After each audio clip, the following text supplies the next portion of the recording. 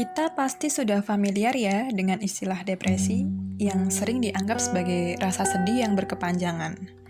Nah, sebetulnya depresi ini melibatkan aspek emosi, pikiran, fisik, hingga hubungan sosial yang gejalanya dapat kita kenali seperti ekspresi wajah yang hampa, kehilangan minat, kurang bergairah untuk melakukan aktivitas, hingga pola makan dan pola tidur yang terganggu, serta ada kecenderungan untuk menarik diri dari pergaulan sosial. Kenapa bisa terjadi? Nah, umumnya karena ada luka psikis yang memang belum pulih dan disimpan berlapis-lapis di bawah sadar. Dan gejala-gejala tersebut bisa muncul karena ada pemicu tertentu. Depresi itu merasa powerless atau nggak berdaya. Jadi benar-benar ngerasa nggak bisa atau mungkin susah buat ngapa-ngapain. Walaupun kita sebenarnya tahu kalau kita bisa, tapi ya rasanya nggak bisa. Dan di samping itu, di samping perasaan powerless atau nggak bisa apa-apa, itu juga ada perasaan capek. Bener-bener capek. Bahkan sampai fisiknya pun kerasa capek juga. Di tidur terus. Bahkan saat bangun tidur pun rasanya tetap capek. Dan jadi pengen tidur lagi aja. Karena enak aja gitu kalau tidur. Bisa sekalian kabur. Jadi ya capek dan powerless, serasa gak berdaya buat membuat perubahan apa-apa, serasa gak berdaya buat ngapa-ngapain.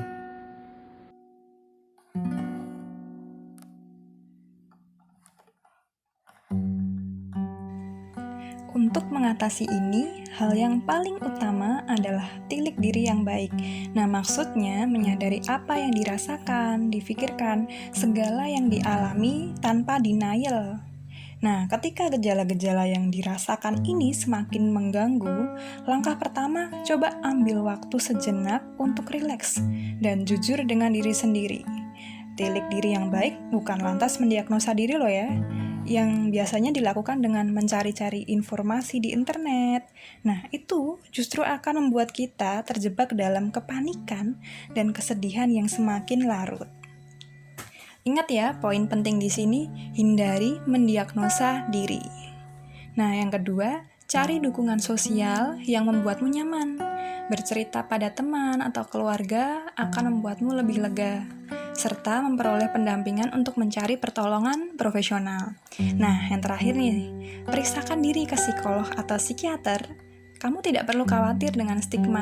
Nah, di situ kamu akan dibantu melalui serangkaian pemeriksaan awal, baik melalui konseling atau tes. Disitulah akan mendapatkan diagnosis yang tepat. Nah, sehingga selanjutnya kamu bisa dibantu untuk melakukan sesi terapi yang sesuai dengan kebutuhan kamu.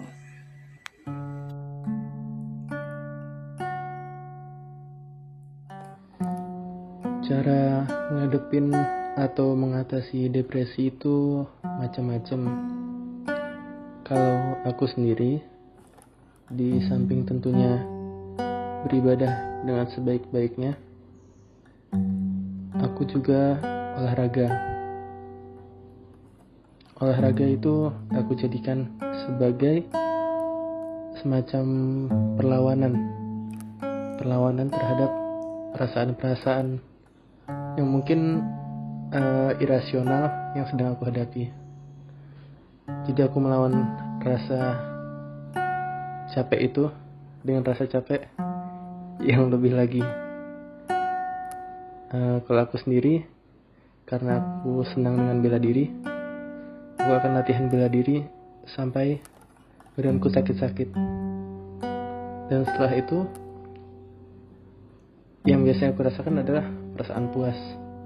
Pertama, tentunya puas karena mungkin hasil dari dopamin yang dihasilkan dari kegiatan yang aku lakukan.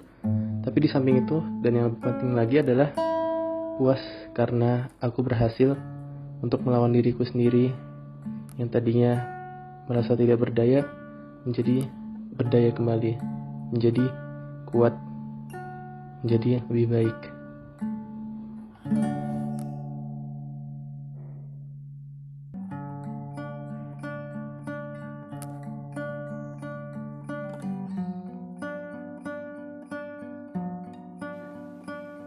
Gelap, mencekam, terhantam,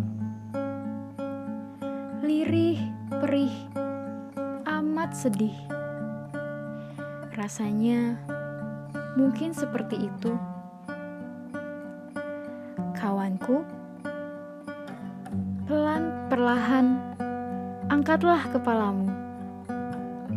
Berdiri lagi, meski masih rapuh. Berjalanlah lagi.